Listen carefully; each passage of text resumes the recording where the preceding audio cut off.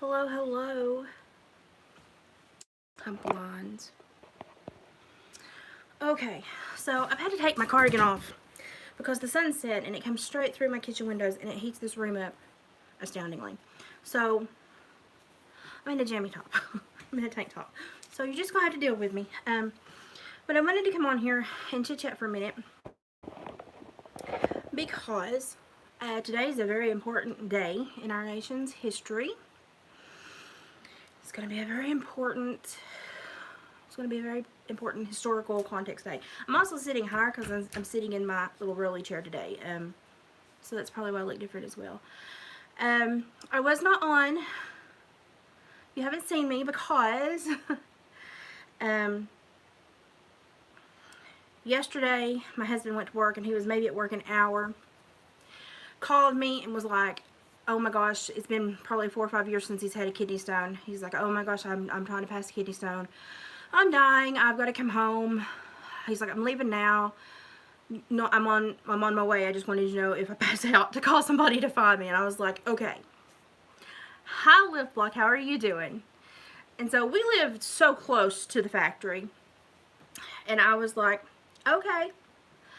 So I was terrified, but he did make it home. And he tried for a couple hours at home because he used to have chronic kidney stones. He tried for a couple hours at home with like the lemon juice and apple cider vinegar and the gravel root and stuff to pass it. This little sucker was not. Oh, it was not budging. It was not budging. It was not moving. It was setting up shop, putting up a mailbox. It was going to stick with him for life. It's a little chillier than how I thought it was. And so I call the doctor. As soon as he calls me and tells me he's doing a kidney stone, I start calling the rounds. The doctor said, the only doctor that we can see in our area, we don't have anything until tomorrow. Well, that doesn't really help for a kidney stone today, does it? No. Doesn't really help. And, yeah, they hurt really bad. My husband will never admit he's in pain, but when he has a kidney stone, he turns like a green-gray color. I know he's in pain. And he goes down like timber, boom, big man down. Well, the doctor's like, we can't get him in today, Elizabeth.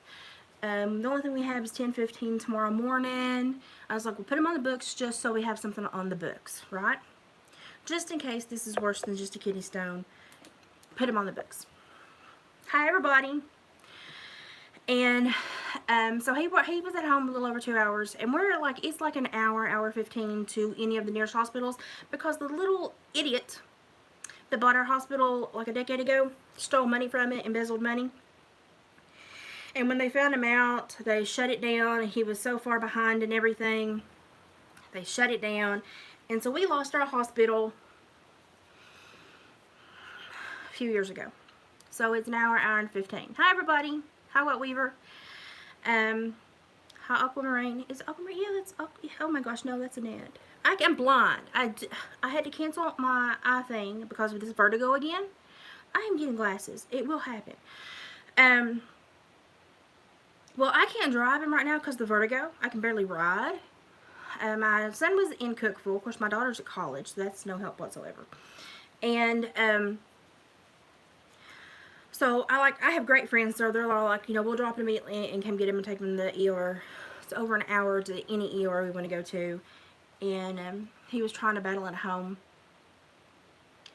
But we all live to be Beyonce wealthy and have a personal on-call physician right at snap fingers. So the local doctor's office that we see can't get him in. The Fast Place Clinic's like, listen, basically we can give him Tylenol and a Band-Aid. And I was like, well, what are my options since, and they're like, get him to an ER. If his pain is that bad and his blood pressure is skyrocketing, call an ambulance. And of course, he's a man. He's like, oh no, I'll pass it. It'll be okay. I'll be fine. And, but then he starts turning green and starts getting sick to his stomach. And I know at that point his blood pressure is dangerously high. Because we've been married for almost 20 years. So, Daniel, I didn't do it. So I had to break down and call the ambulance because I couldn't drive him. Even if I could drive him, it's an hour 15 to the nearest ER. If you don't get brought in by ambulance, you get put in the lobby where you wait for up to 7 hours. And he was in such pain and his blood pressure was so high, I was terrified he was going to stroke out or have a heart attack. So I had to call the freaking ambulance, like frequent flyer miles here lately. I have had one ambulance ride in my life, and in the last 2 months, I've seen him 3 times. I'm going to put him on my Christmas card list. And so they pull up, and I'm like, it's not me. It's not me. I'm getting better. I'm battling this. I'm getting better. When they take his blood pressure, he should have already probably been in distress. They get him under control in the back of the ambulance, and instead of going to the normal hospital where I have been going, where there's been 6 and 7 hour waits, I said, take him to the one down the hill. I said, because I waited, as sick as I was the other day, couldn't stand up. They put me in a recliner and put me back in the lobby for 3 hours. And they didn't know what was wrong with me neurologically. Yeah, I have humor. Well, you got to, because I'm expecting a whopper of a bill. Let me tell you what. The more zeros on that bill that's how much of a hooch factor is going to be on my attitude that day when I call about it. Lip Locked, I just saw your video and remarked. And honey, you're a brave woman. You are a brave soul. I respect you so much. You're going through it. And if you need anything that I can provide, you yell at me. Somebody throw it's watersworkload@gmail.com. You yell at me. So they got him calmed down in the ambulance, and they take him down the mountain. And of course, I've got friends and family that are like, we'll grab him if they discharge him tonight. And if my son finally got back in, he was out of pocket. He finally got back into our county. He's like, Mom, I'll grab him in the morning if they keep him overnight, because I already had the nighttime covered. And just luckily, they get him there. And because we live in rural BFE, the bumps and stuff that they hit with the ambulance actually helped it move a little bit. It was embedded in the kidney tube going down to the bladder. He gets immediately to the hospital. They roll him in. They're busy. They're full. But they roll him in immediately. He said, within 5 minutes, I had a team on me. And he said, within 10 minutes, I had an IV. And within 20 minutes, I had a CT scan done. And he said, at the 30-minute mark, I had a pressure bag on my IV.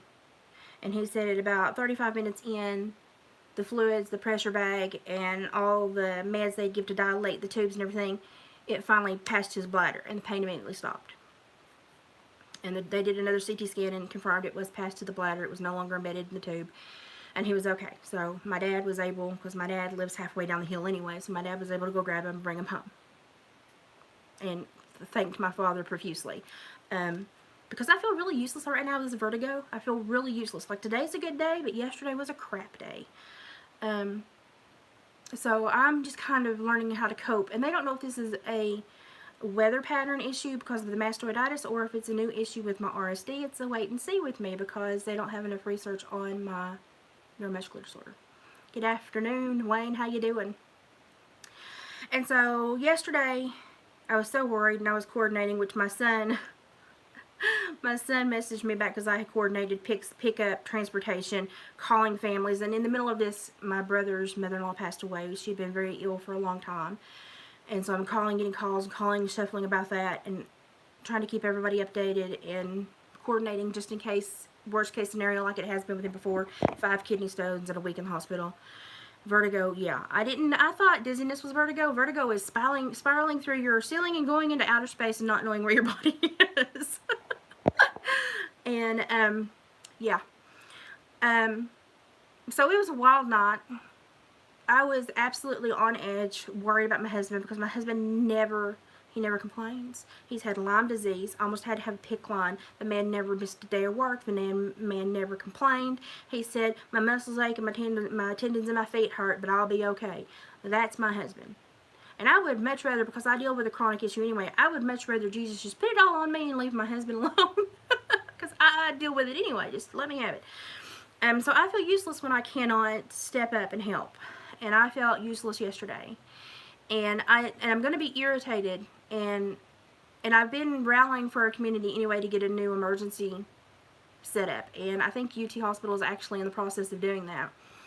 But they're really taking advantage of the rural people with the hospitals that shut down in Appalachia, because your only options now for triage in an emergency that requires more than Tylenol and a Band-Aid is either a life flight or an ambulance. And 9 times out of 10, you have no choice where they take you if they pick you up, and you don't know if it's going to be in-network, out-of-network. Now, he has Blue Cross Blue Shield, but we're still going to look at a huge bill from this. Thank the Lord I have a secondary insurance, so that most of my stuff is covered. We get behind in bills, but we get them eventually paid up. It's not super stressful. We kind of live in that little cradle of always being broke, but you get comfortable with it. But he was so concerned about the price tag. And I said, I don't care if they want to come here and chop off my left toe, big toe. You go to the hospital right now. You get in that ambulance and go. I said, because I don't care what the bill is. I don't care. And he said, well, I do. I said, I don't. Joe Biden's making money about, the same as the grass out of the ground, so who cares? He get paid when he gets paid. And I'm lucky I called because he probably was fixing to stroke out. And you know something? After he slept last night and his body chilled out and his blood pressure came back down, he got home and rested. The man went to work today. So, he's amazing. I don't understand him. He's amazing. Thank you for throwing my email in. Thank you. So yesterday was one of those days, and I was like, I'm so over this week. You can just stop. I'm done. Checking out. So, and I've been watching the trial, and you can just feel kind of Mother Nature in the world amping up right now. And so I just kind of, when that happens, I just kind of detach. And yesterday I couldn't detach because I had to be aware. It was not a good day yesterday. I need to cut some fabric while I'm talking to you. I need to do something. But my son is outside right now working on some brakes for his little tracker that he uses to trap with.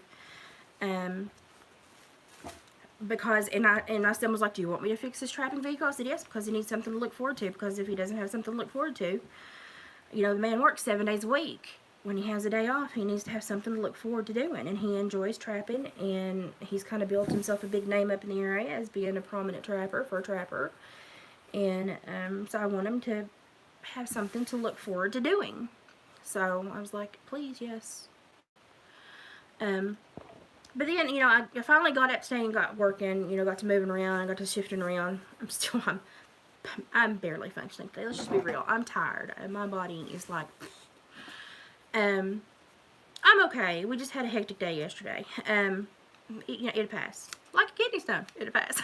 There's the joke in it. There's the joke in the situation. And the dang stink bugs and ladybugs are coming in because it's cold outside, and I'm about to go batty because I cannot keep my vacuum going enough to get rid of the little suckers. Southern problems. So, but I was watching the news today, and, well, I had somebody respond to a video earlier, and wonder why I was offended. I'm rarely ever offended in my videos. I don't get offended. I get disappointed, and I get disheartened because communication is not happening, and because people are not always listening and trying to understand others. I'm going to make a rag garland. Or an ornament. I haven't decided yet. I'm trying to do something productive. I feel better when I'm productive. And people, and I try to respond as objectively and kindly as I could. I can't suit everybody when I come on here. I ain't trying to. I can only tell you what I've lived and what I've experienced, what I know, and what I've been taught, what I've been educated and trained in, and what I've seen in my career. But I will speak openly and honestly about my demographic and what's going on here and the issues that I see here. And I spoke yesterday about the gang affiliations growing. We did that, and then I did the live with the stats and the data. Because, we all need evidentiary, empirical data. I understand that. And because if I tell you something, I want to show you why I want to show you the truth behind it. And I think they just got really upset, and they brought up, like, genital mutilation in South Africa. That was a leap. That was a leap. I can't talk to that. I don't live there. I haven't experienced that. I have never counseled anybody for that. What I think about it, I think it's horrible. That's my opinion. But I can't really speak to anything more than that because I've never had to handle it. But to make a jump like that, and to try to drag somebody into an argument with a jump like that. Somebody used my fabric scissors on something else besides fabric, and when I find out who it was, they're gonna die. But to make a jump like that in a conversation is why we're having the issues we're having specifically today in America. If you turn on YouTube and you look at anybody that's covering Kenosha, oh my God. Because they want to talk about it, but they want to talk from an emotional standpoint. And if you bring up facts, then they have to flip it to something that they can control. They have to control the conversation. Get into a conversation you can't control. That's the only way you learn. That's the only way you learn. That's the only way I learned how to treat victims of trauma.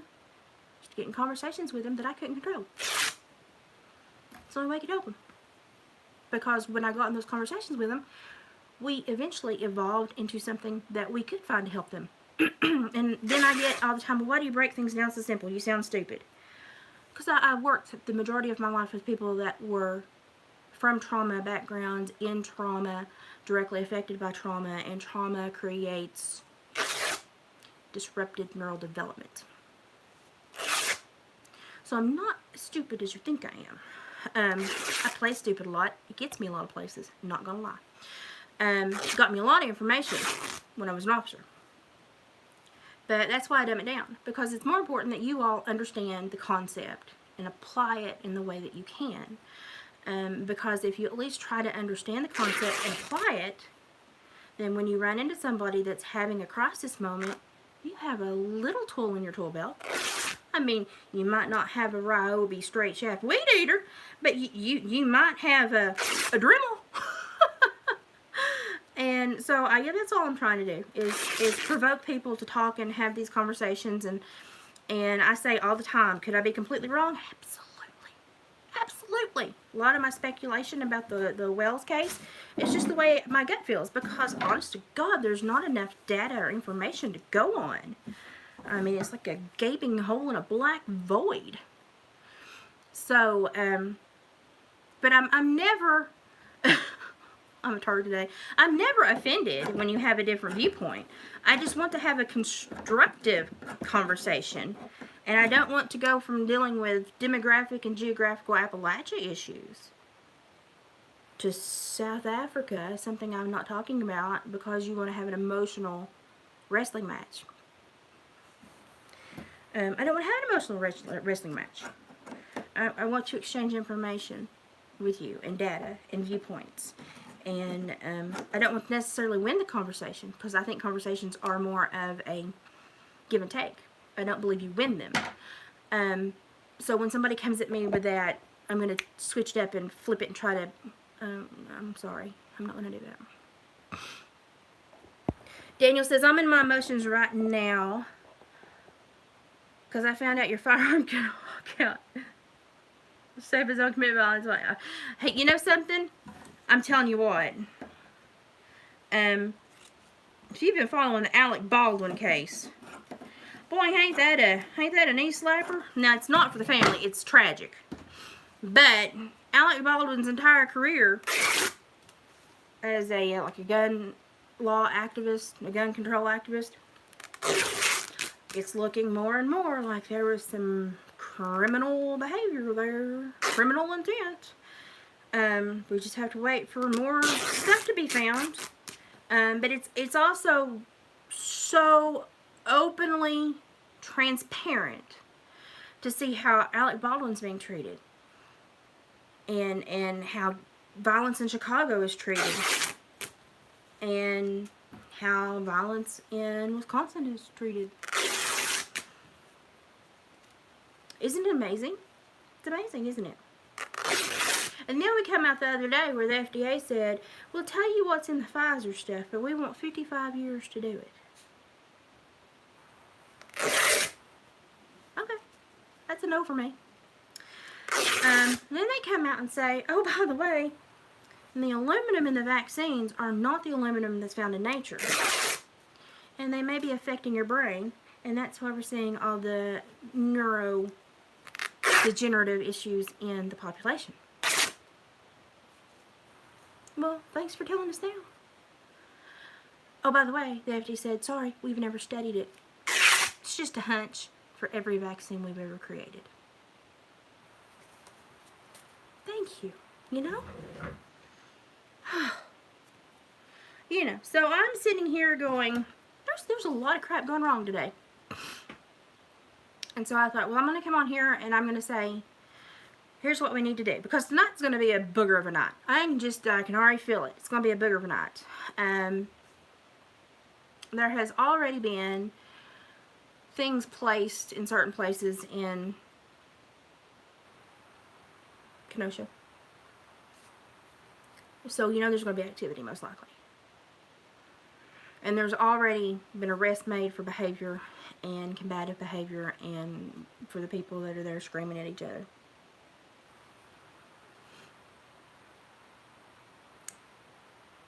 Why is it that we can only have one discussion about violence? It can only go one way. You'll have to use your key. He said to get in his own house. My son is trying to get in the door. But I'm afraid that it's going to blow up tonight. And Oscar's glad that Lane's home. And so I've been watching the interviews they've done in Kenosha so far outside of the Justice Center. And you can come in, just don't, you'll probably have to leave Che out. My child's not allowed in here? Well, if you keep your child in the living room, your child can come in. He just can't attack me because he will knock me over, because he's a giant dog. But I'm afraid there's going to be a lot of people hurt in Kenosha tonight. And when we try to address the violence, it's going to be a one-way conversation. Keep him in there because I've got cords over here, please. And the people that are going to be injured tonight are going to be lost in the shuffle of a dialogue that we're not going to be allowed to have. And we still can't sit here and talk about shootings in Chicago. We can't talk about specific issues with statistical data in certain cultures.